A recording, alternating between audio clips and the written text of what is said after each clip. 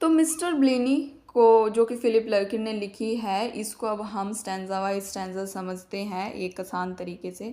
तो stanza one समझते हैं। मान लो हम एक कमरे में खड़े हैं और कोई हमें बता रहा है यह कमरा मिस्टर ब्लेनी का था।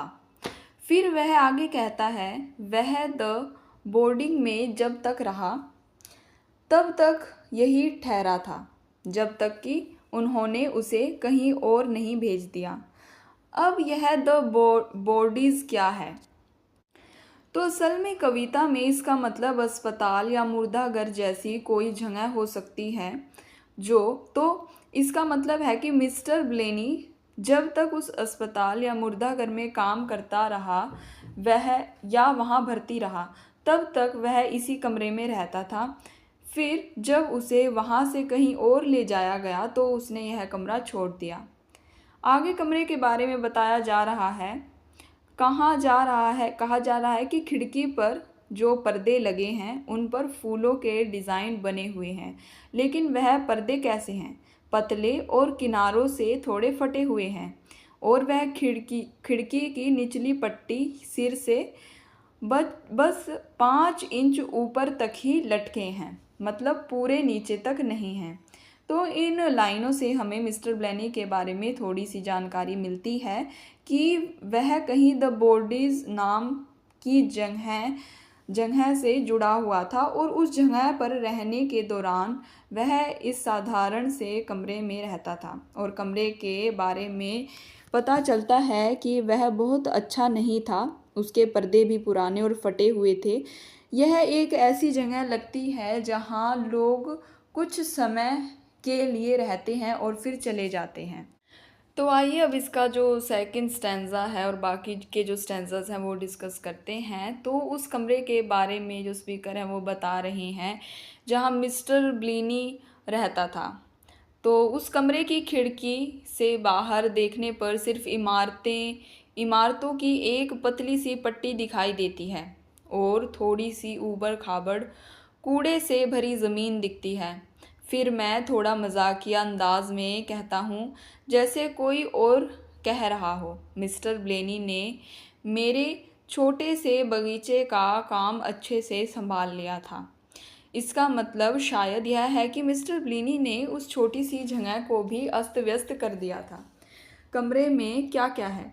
एक बिस्तर है, एक सीधी खड़ी कुर्सी है, एक 60 वाट का बल्ब है जो शायद बहुत कम रोशनी देता होगा, और दीवारों पर कोई खूंटी हुक भी नहीं है जिस पर कुछ टांगा जा सके।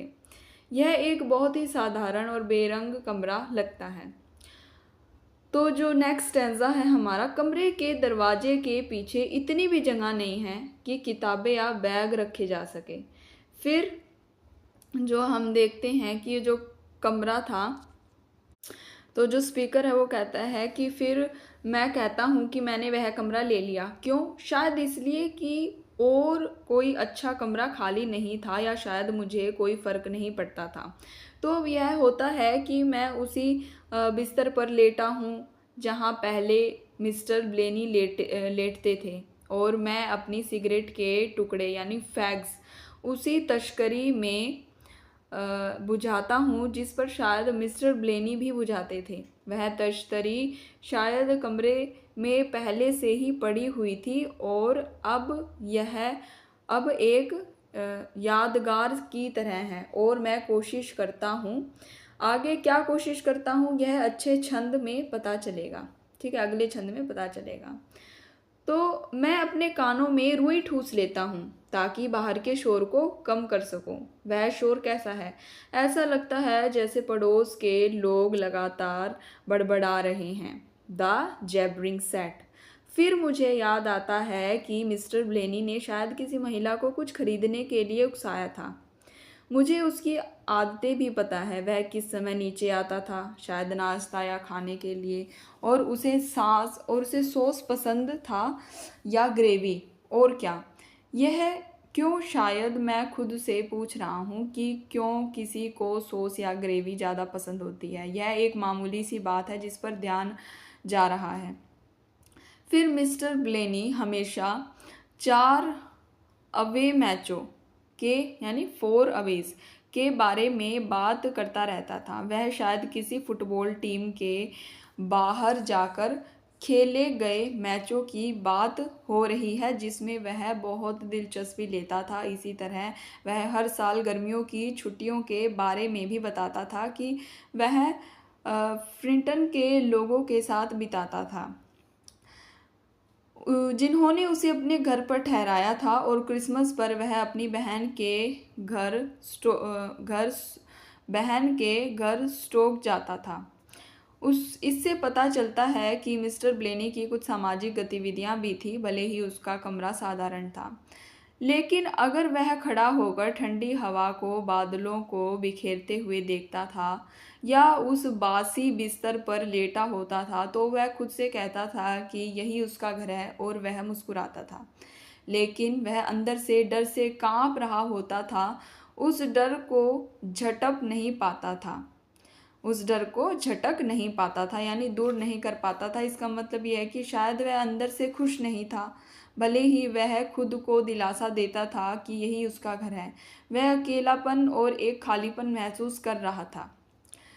कवि यहाँ फिर नेक्स्ट स्टैंजा में आम बात करता है कि हम जिस तरह से जीते हैं वह हमारे स्वभाव को दिखाता है, और मिस्टर ब्लेनी की उम्र में उसके पास दिखाने के लिए इस किराए के छोटे से कमरे के अलावा और कुछ नहीं है।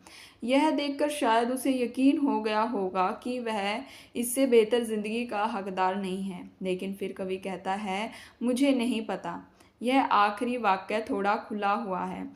शायद कवि मिस्टर ब्लेनी के बारे में निश्चित नहीं है, या शायद वह हम पाठकों से इस बारे में सोचने के लिए कह रहा है। क्या मिस्टर ब्लेनी सच में इससे बेहतर का हकदार नहीं था? क्या हमारी ज़िंदगी हमारी किस्मत होती है?